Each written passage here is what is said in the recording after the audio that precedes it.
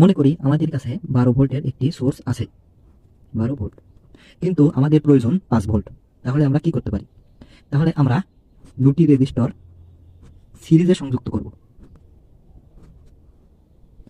এবং এই জায়গা থেকে 5 ভোল্ট আউটপুট নেব।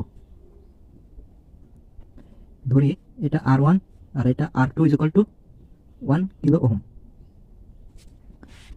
তাহলে আমরা জানি V out equal to R2 into V in divided by R1 plus R2। V output হচ্ছে 5 ভোল্ট, R2 হচ্ছে 1000 ওহম বা 1 কিলো ওহম বা 1000 ওহম, ইন্টু ইনপুট ভোল্টেজ হচ্ছে 12 ভোল্ট। R1 আমরা বের করব এবং R2 হচ্ছে 1000 ওহম।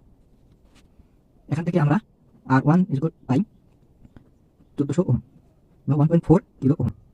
অর্থাৎ আমরা যদি একটা 1.4 কিলো ওহম এবং একটা 1 কিলো ওহম রেজিস্টর সিরিজে লাগাই, তাহলে এই মাস থেকে আমরা 5 ভোল্ট আউটপুট পাবো।